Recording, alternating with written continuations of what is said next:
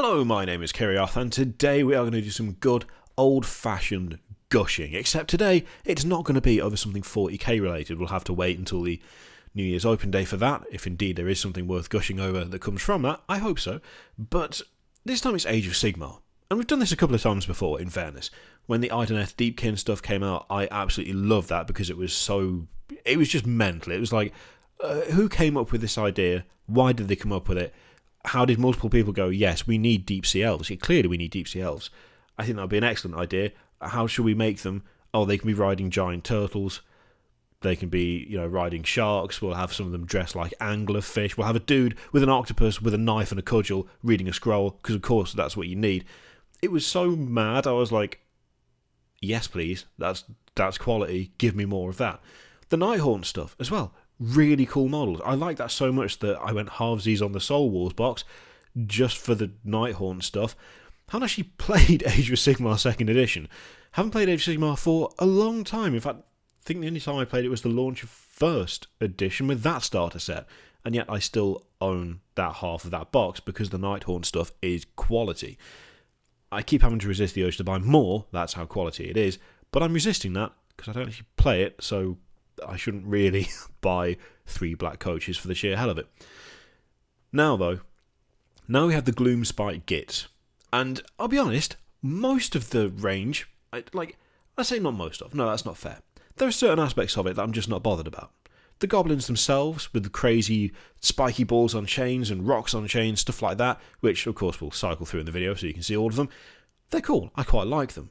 Where it gets good is the SQUIGS. Because let's face it, everyone loves a squig. They are a truly ridiculous creature, essentially a ball with teeth and an eye or two and a couple of legs.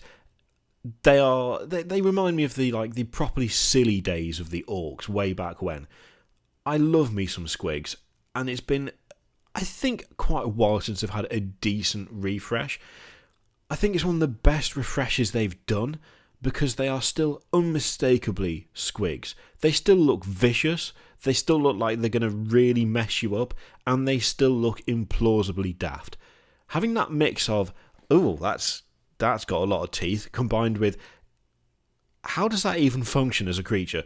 It's kind of difficult to get that balance right, I feel. And yet, with the new squigs, with the Gloomspite Gitz, they've absolutely nailed it. They look so good. Some of the poses I'm not 100% sold on. Using terrain as a method of showing something jumping or leaping or flying or whatever, it can work. It unquestionably can work.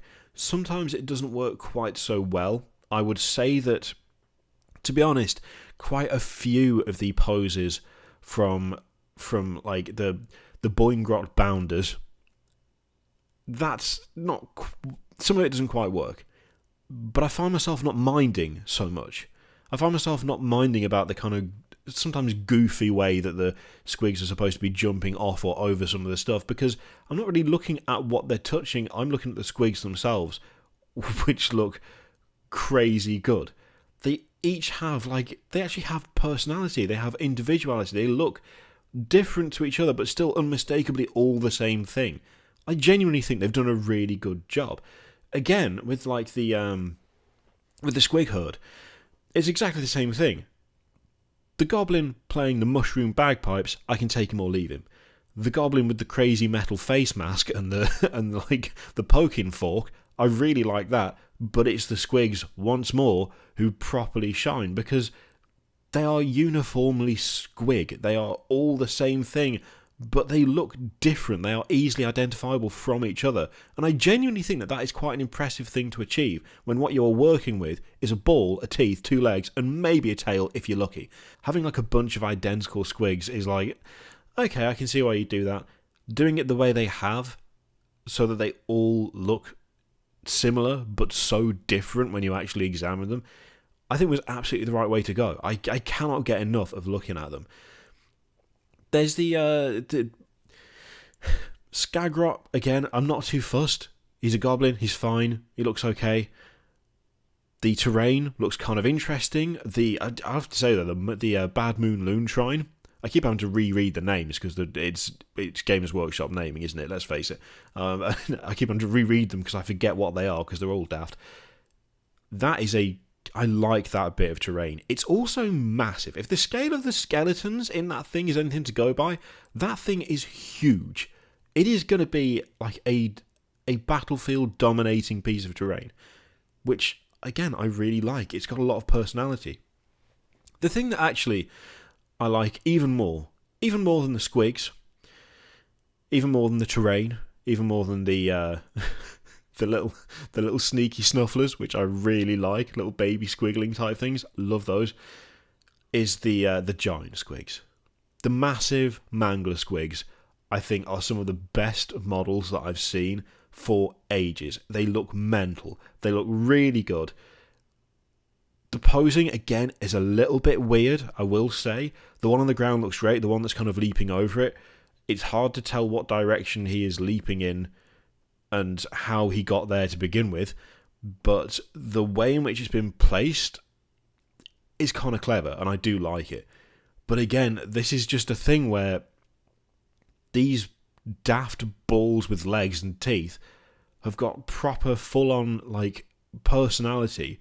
They're silly, and yet they still look like they would really fuck you up.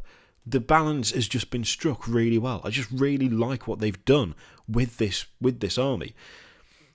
Out of all of the stuff, the thing I'm weirdly kind of most likely to buy, because I don't play Age of Sigmar. Collecting multiple Age of Sigmar armies is a bit daft. It might be fun to paint, but I'd also like something that I could use for other stuff. For stuff that I would actually properly use, and use quite a bit, the Troggoths and the Dankhold Troggoth. They're cartoony. They're quite like exaggerated, and I really like the fact that they are.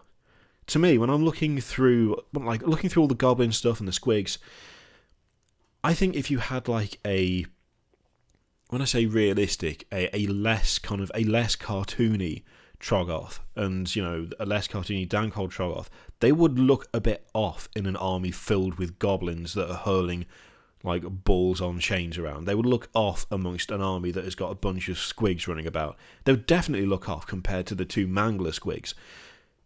Doing them the way they've done them, they still are unmistakably troll-like creatures. They fit the rest of the army really well, but there is something about them that just, like, I don't know what the word is for it, like the composition of them maybe.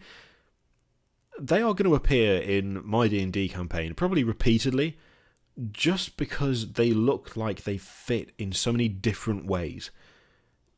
The weapons that they're using, the massive kind of gem crystal arrangement in the rock that one of them is holding up, the way that they look almost intelligent but not quite enough.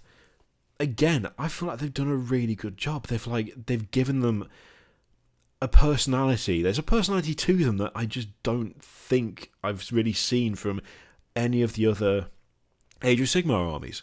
There's something unique about them. The Dankhold Troggoth is absolutely fantastic. It looks so good. Admittedly, a lot of that is down to what I think is a really, really good paint job. Like, it looks really, really nicely done.